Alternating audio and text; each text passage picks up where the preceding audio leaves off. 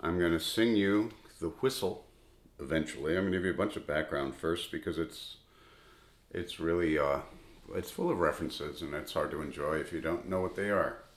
So we'll start with the whistle is from the I've taken it from the Riddell manuscript because Robert Riddell. That's Robert Riddell's the copy he wrote out for him, and he was the host. He and his wife Elizabeth were the hosts of the occasion of this mock heroic epic by Burns. These are Burns's footnotes from poems of 1793. As the authentic prose history of the whistle is curious, we shall here subjoin it. In the train of Anne, Princess of Denmark, when she came to Scotland with her husband, James VI, there came over also a Danish gentleman of gigantic stature and great prowess, and a matchless devotee of Bacchus, the god of drink, of course, god of wine. He had a curious ebony caw, or whistle, which at the beginning of the orgies he laid on the table, and whoever was last able to blow the whistle, everybody else being disabled by the potency of the bottle, was to carry off the whistle as a trophy of victory. The Dane produced credentials of his victories without a single defeat at the courts of Copenhagen, Stockholm, Moscow, Warsaw, and several of the petty courts of Germany, and challenged the Scottish bacchanalians to the alternative of trying his prowess, or else of acknowledging their inferiority. After many overthrows on the part of the Scots, the Dane was encountered by Sir Robert Lawrie of Maxwelton, ancestor to the present Sir Robert, who, after 3 days and nights claret shed, left the Scandinavian dead drunk, and blew on the whistle his requiem shrill. Burns is quoting his own poem here. Sir Walter Lawrie, son to Sir Robert before mentioned, afterwards lost the whistle to Walter Riddell of Riddell, who had married the sister of Sir Walter. On Friday, the 16th of October, 1790, it was actually 1789, the whistle was once more contended for, as related in the ballad, by the present Sir Robert Lawrie of Maxwelton, Robert Riddell, Esquire of Riddell, lineal descendant and representative of Walter Riddell, who won the whistle, and in whose family it had continued, and Alexander Ferguson, Esquire of Craigdarroch, likewise descended of the great Sir Robert, which last gentleman carried off the hard-won honours of the field. So that note follows the index to Volume 4 of the Scots Musical Museum, from which we have the tune. It's number 314 in there. And the tune has been, Stenhouse reported that it was written by Riddell, which is likely. So this took place at the home of Friar's Carse, the mansion of Riddell, who was Burns's neighbor. And let's see. So there's three men engaged in the drinking contest, as Burns said. Craigdarroch, Alex Ferguson, who was an advocate, Sir Robert Lawrie or Lawrie of Maxwelton, who was member of Parliament for Dumfriesshire, and Captain Robert Riddell. And they're all descendants of the original Sir Robert.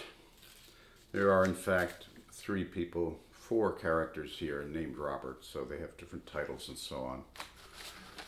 Burns put some work into this song, even though it's, ultimately rather a silly thing. But, okay, I want to go Ossian was an epic poem based on Gaelic material collected by James McPherson in the Highlands. And Fingal is one of the long poems. It's based on the Irish hero Finn McCool. The Scots Gaelic and the Irish are really the same people in the past. So it was a very famous poem in Burns's time, and he begins by referring Fingal, old Loda, he refers to. That's Odin. And he's still rueing the arm of Fingal, who defeated his ghost with his sword, ran his sword through him in the legend written by Macpherson. So it says, Old Loda, still rueing the arm of Fingal, the god of the bottle sends down from his hall. So that would be this very gigantic Danish drinking champion. So he sends him off to drink them to hell, and calls him the son of great Odin. And then he talks about the ancestor Sir Robert, the lord of the Cairn and the Scaur. Cairn is a pile of stones, the Scaur is a bare place on a hillside. In other words, Scotland. So he drank him down. And then the drinking contest starts, and Burns doesn't do a lot of punning, but there are 2 puns in the song. The only other pun I've noticed in his work is, where is it? Yeah. So he's talking here in a poem called The Dream about the Hanovers. King George III in this case, and he's talking about the daughters of George. He says, Ye lastly bonny blossoms a', ye royal lasses dainty, heaven make you good as weel as braw, and gie you lads a plenty. But sneer the British boys awa, for kings are unco scanty, and German gentles are but sma, they're better just than wanty on ony day. Gentles, gentlemen, they're also genitals. So it says, don't sneer away the British boys, for kings are uncommonly scant, always. And German gentles are but small, they're better just than want than nothing, always, on any day. So that's a bit of a tangent, but yeah. So this has 2 puns in it. He says, Craig Dara, again, Riddell, and gallant Sir Robert, deep red in old wines, R-E-A-D, but of course, red wine. And that is Sir Robert Lawrie. So Glenn Riddell says he'll conjure up the ghost of the great Rory Moore and bumper his horn with him 20 times o'er. So Burns footnotes Johnson's tour of the Hebrides. Johnson saw at Dunvegan the drinking vessel of Roderick MacLeod, who lived from 1573 to 1626. He saw an ox's horn hollowed so as to hold perhaps 2 quarts, which the heir of MacLeod was expected to swallow at one draught before he was permitted to bear arms. It's from James Boswell's Life of Johnson. So let's see. He introduces himself as a bard was selected to witness the fray. That's Burns himself. He wished that Parnassus, a vineyard, had been, in other words, the place of inspiration.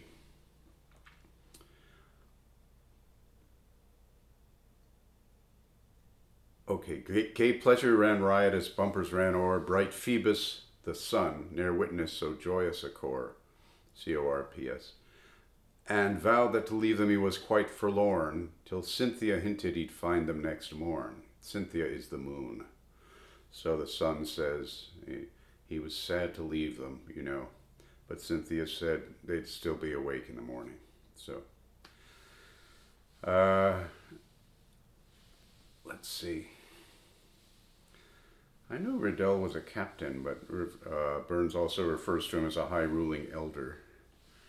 So perhaps he was also involved in the church in some way. And here's another pun. Though fate said a hero should perish in light, so uprose bright Phoebus, the sun, and down fell the night. That's K-N-I-G-H-T. Wonderful. That's it. That's the references. Got through them.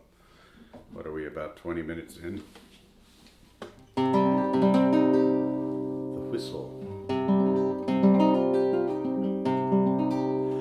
I sing of a whistle of worth. I sing of a whistle, the pride of the north, was brought to the court of our good Scottish king. And long with this whistle all Scotland shall ring, fal-de-dal-la-la-lay.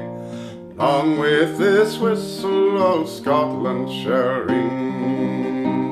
Old Loda still rueing the arm of Fingal, the god of the bottle sends down from his hall. This whistle's your challenge to Scotland, get o'er.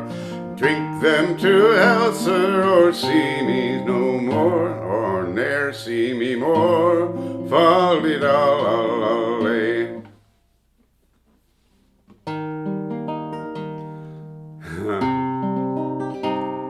I sing of a whistle of worth.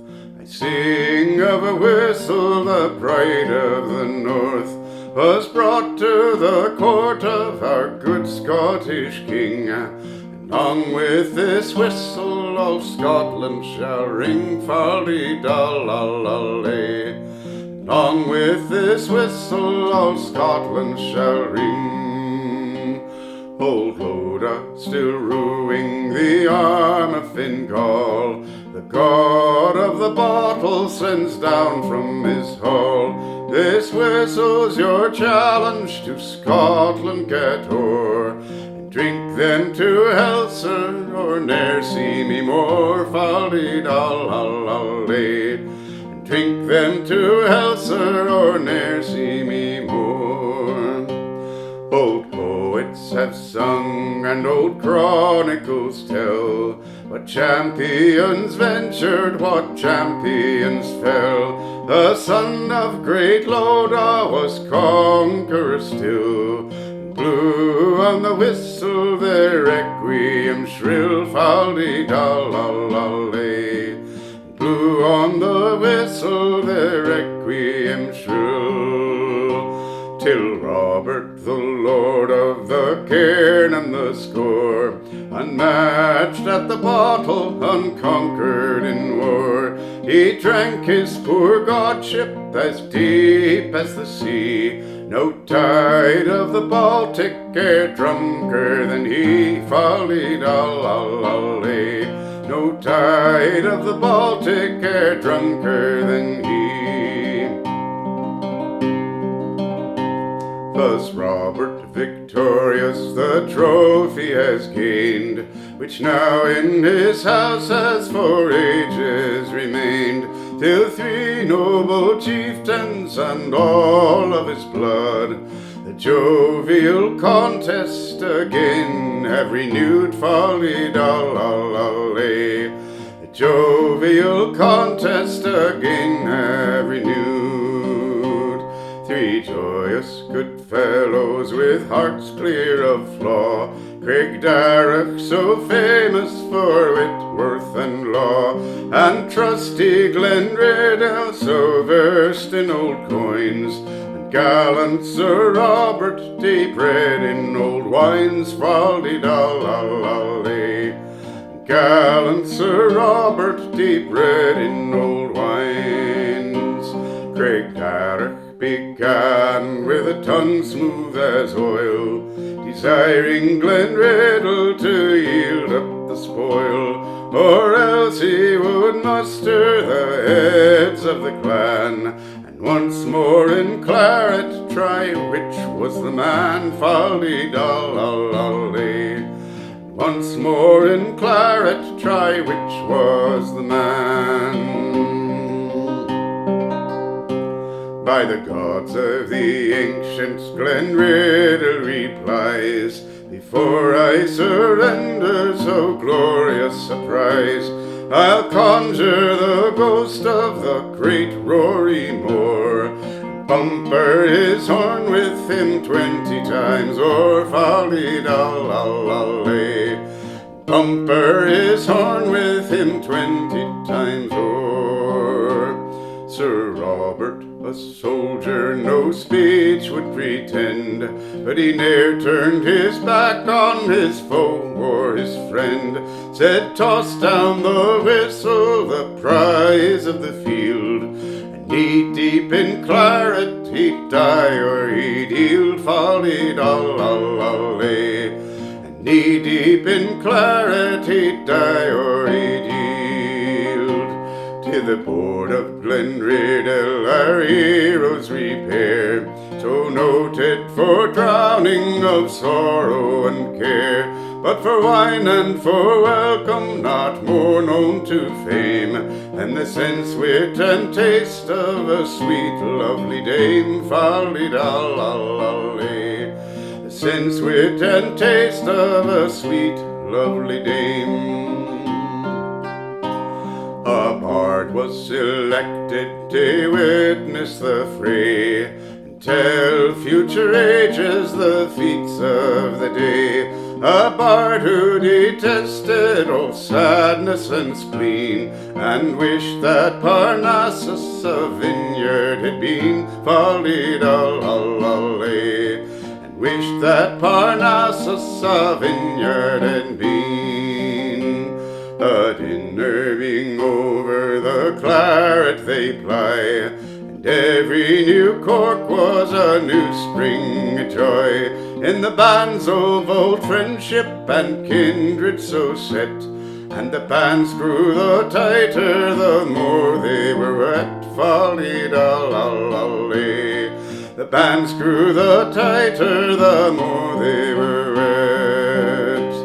Gay pleasure and riot as bumpers ran o'er, bright Phoebus ne'er witnessed so joyous a core, and vowed that to leave them he was quite forlorn, till Cynthia hinted he'd find them next morn. Folly-dol-lolly, till Cynthia hinted he'd find them next morn.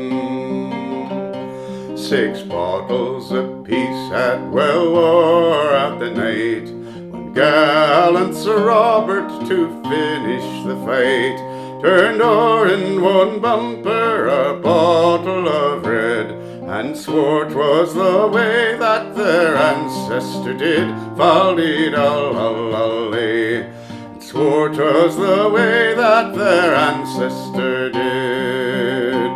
Then worthy Riddell, so cautious and sage, no longer the warfare ungodly would wage, a high-ruling elder to wallow in wine.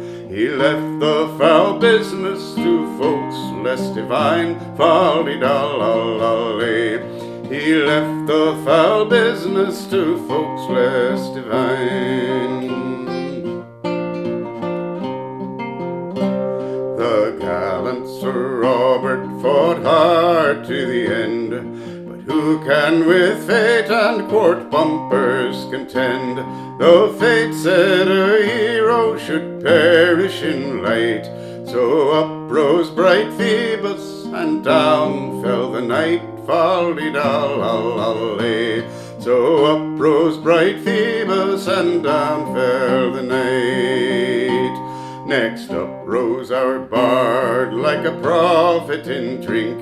Craigdarroch, thou'lt soar when creation shall sink, but if thou wouldst flourish immortal in rhyme, come one bottle more and have at the sublime. Folly-dol-lolly, come one bottle more and have at the sublime. Thy line that have struggled for freedom with Bruce, shall heroes and patriots ever produce. So thine be the laurel and mine be the bay, the field thou hast won by yon bright god of day. Folly-dol-lolly, the field thou hast won by yon bright god of day.